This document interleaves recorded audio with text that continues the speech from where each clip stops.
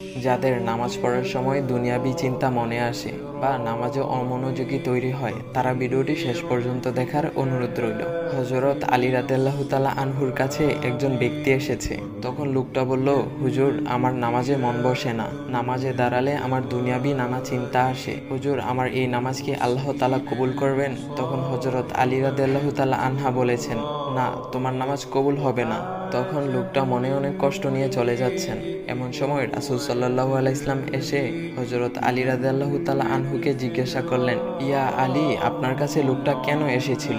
এসে দেখি মন খারাপ করে চলে গেল। কেন, কি হয়েছে, আমাকে বলুন। তখন আলী রাদিয়াল্লাহু তাআলা আনহু বলেন, তিনি আমার কাছে জানতে এসেছেন যে নামাজে দুনিয়াবি চিন্তা আসলে নামাজ হবে কিনা। আমি বলেছি, না, তোমার নামাজ কবুল হবে না। রাসূল সাল্লাল্লাহু আলাইহি ওয়াসাল্লাম তখন বলেন, ইয়া আলী, আপনাকে আমি একটা চাদর উপহার দিতে চাই, তবে একটা শর্ত আছে। আলী রাদিয়াল্লাহু তাআলা আনহু খুশি হয়ে বলেন, ইয়া রাসূলুল্লাহ, কি শর্ত তা বলুন, আমি আপনার সকল শর্ত মেনে নিব। বুঝতেই তো পারছেন রাসূল সাল্লাল্লাহু আলাইহি ওয়াসাল্লামের চাদর বলে কথা। তখন রাসূল সাল্লাল্লাহু আলাইহি ওয়াসাল্লাম বললেন, ইয়া আলী, আপনি যদি এই মুহূর্তে 2 রাকাত নামাজ একনিষ্ঠভাবে পড়তে পারেন দুনিয়াবি সকল চিন্তা দূর করে, তাহলে আমি আপনাকে সেই চাদরটি উপহার দেব।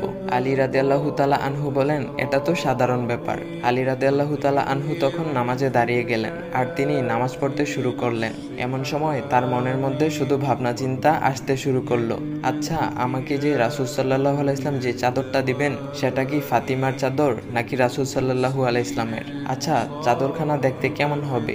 এই বিভিন্ন বিষয় নিয়ে ভাবতে লাগলেন। তিনি ভুলেই গেছেন যে দুনিয়াবি চিন্তা নামাজে আনতে রাসূল সাল্লাল্লাহু আলাইহি ওয়াসাল্লাম নিষেধ করেছেন। এর মধ্যে আলী রাদিয়াল্লাহু তাআলা আনহুর নামাজ পড়া শেষ। আলী রাদিয়াল্লাহু তাআলা নামাজ শেষ করে রাসূল সাল্লাল্লাহু আলাইহি ওয়াসাল্লামকে বলতেছেন, ইয়া রাসূলুল্লাহ, আমি আপনার শর্ত মেনেছি, এখন আমাকে চাদরখানা উপহার দেন।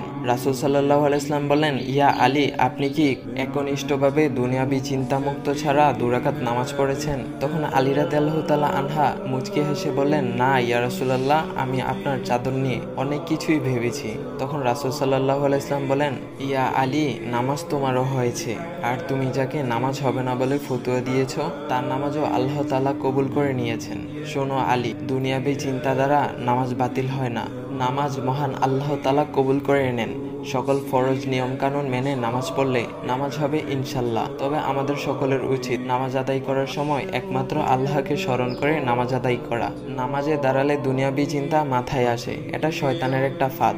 আল্লাহ তাআলা আমাদের সকলকে শয়তানের কুমন্ত্রণা থেকে হেফাজত রাখুক এবং সঠিকভাবে মনোযোগের সাথে নামাজ আদায় করার মতো তৌফিক দান করুক। সবাই বলি আমিন। চাইলে ভিডিওটা আপনি অন্যদের কাছে শেয়ার করতে পারেন, এতে অন্যদের ভুল ভ্রান্তিগুলো দূর হবে।